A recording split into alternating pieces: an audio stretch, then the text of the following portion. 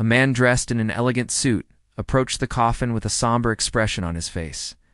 People stood around him in silence, their faces reflecting the flickering candlelight. The man slowly reached out, took a deep breath, and gently placed a single red rose on top of the mahogany surface. This was no ordinary funeral. It was a farewell to a legend, a boss who had been more than just a criminal. He'd been a beacon of power, loyalty, and fear. But what if I told you there was more to this story than met the eye? What if I whispered that the very essence of this powerful man's legacy was concealed within that simple red rose? His empire was vast, his reach unparalleled, his influence undeniable. But empires, as they always do, crumbled under the weight of succession. Power, like a hungry beast, yearned to be unleashed, to find a new master, and the Corleone men knew this. They knew that with Vito gone, a power vacuum had been created, a void that would attract not just rival families, but hungry wolves from within their own pack. The boss's name was Vito Corleone, feared and respected in equal measure. Michael now sat in the same chair his father had occupied, the weight of the family name heavy on his shoulders. Michael asked, his voice devoid of emotion, a shield against the vulnerability that such memories brought. In the picture, Vito Corleone stood tall, his arm slung casually around the shoulder of a much younger Michael. It was his uncle, a man whose absence had been a constant ache in his heart. The man who'd been more than just a mafia boss, more than just a criminal. He was a father figure to Michael, a guide in the labyrinth of the mafia, protector in a world where trust was a luxury and danger lurked around every corner. He remembered the whispers, the accusations, the unspoken blame that had hung between him and his father. He handed the photograph back, his fingers lingering on the worn edges. "You may go now." Paulie nodded, his eyes glistening with unshed tears, and slowly left the office. The photograph was more than just a picture. It was a portal to a past that Michael had tried so hard to escape. It was a reminder of the innocence he'd lost, the choices he'd been forced to make. Behind them, the backdrop of a mafia summit, a gathering of the most powerful men in the underworld, each a legend in their own right. As Paulie watched, unable to tear his eyes away from the envelope, Michael slowly opened it, his fingers delicately separating the layers of secrecy it held. The bullet that carried that message became a symbol of the Corleone resilience, their ability to endure, to adapt, and above all, to survive. The weight of the past pressed down on him, threatening to consume him. But as he looked at the smiling faces from another era, he knew he wasn't alone.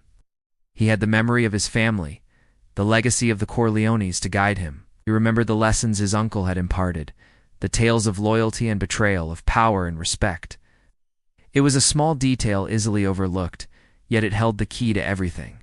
As the days turned into weeks, the photograph remained on Michael's desk, a constant presence that served as both a reminder and a source of strength. He studied it, not just for the image, but for the message it held, a message that echoed the very essence of Vito Corleone's legacy. The bullet, the very bullet that had taken his uncle's life, rested on the table next to the photograph. It was a grim reminder of the dangers of their world, a silent witness to the events that had shaped Michael's life. He recalled the pride he'd felt standing beside his father, witnessing firsthand the reverence the other bosses had for Vito. He was a different breed now, forged in the fires of adversity, tempered by the chilling winds of betrayal and loss. His name was Paulie, a low-level soldier in the family's ranks, a man who'd served Vito with unwavering loyalty. But times had changed, and with the change in leadership, Paulie found himself on the fringes, his usefulness seemingly forgotten. What was his purpose in bringing this piece of the past to Michael's present? The answer, when it came, was as unexpected as it was devastating. Paulie, his voice cracking with emotion, revealed that he'd found the photo while cleaning out his late wife's belongings. It was a painful task, one that unearthed not just old photographs, but buried memories, bittersweet reminders of a past that refused to stay buried. He was the new Don, feared and respected, yet forever haunted by the ghosts of his past. His office, a testament to power, was adorned with pictures of his family, each smile a fading memory, each glance a silent plea for the man he once was. His empire stretched from the bustling streets of New York to the sun-drenched shores of Miami. Unlike his father, Michael had always shied away from the family business, finding solace in the structured world of numbers and finance. As the funeral procession made its way through the dimly lit streets, the city seemed to hold its breath. "Mr. Corleone," he began, his voice raspy with disuse, "I have something for you." Michael looked up from his work, his gaze sharp and appraising. He motioned for Paul to approach, his silence speaking volumes about the power he now wielded. Every passerby instinctively giving way, every shop owner hastily pulling down their shutters. Vito had commanded that respect. But when tragedy struck, he'd been forced to step into the shadows, to navigate the treacherous waters of organized crime. Now, as he stood beside the coffin, the weight of his new reality pressed heavily upon him. He'd built it all from nothing, brick by bloody brick. And now here he was, lying still in his expensive suit, his eyes forever closed, his breathing silenced. Amongst those paying their respects was his son Michael.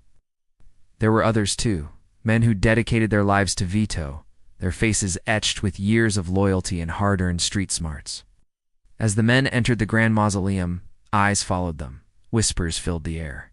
There was Sonny, Vito's eldest, a fiery young man whose impulsiveness had often landed him in trouble. Beside him walked Connie, Vito's daughter, her usual vivaciousness replaced by a veil of quiet grief. Then came Frito, the youngest Corleone, his shoulders slumped, his eyes downcast, betraying the turmoil that raged within him. In the heart of the mausoleum, beneath the cold, hard marble, lay Vito Corleone's legacy. Years had passed since the death of Vito Corleone, years that had witnessed the rise and fall of empires, the ebb and flow of fortunes. But Michael wasn't that man anymore. Years had carved lines of fatigue onto his face, etched shadows in his eyes that spoke of sleepless nights and heavy decisions. One day, a visitor arrived at the Corleone mansion, a man out of place amidst the opulence, his clothes rumpled, his eyes wary.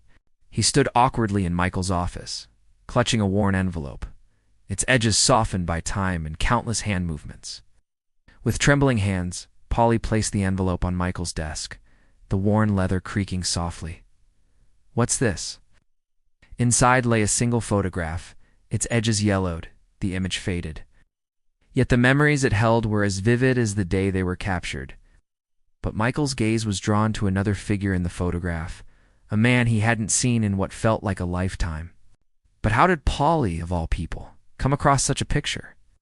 Michael, lost in thought, stared at the photograph, his mind tracing the lines of his younger self, the boy who'd looked up to his father and his uncle with admiration and awe. And then there was the guilt. The heavy cloak of guilt that had settled on his shoulders after his uncle's untimely demise. "Thank you, Polly," Michael finally said, his voice rough with emotion. As the door closed behind him, Michael was left alone with the photograph and his thoughts.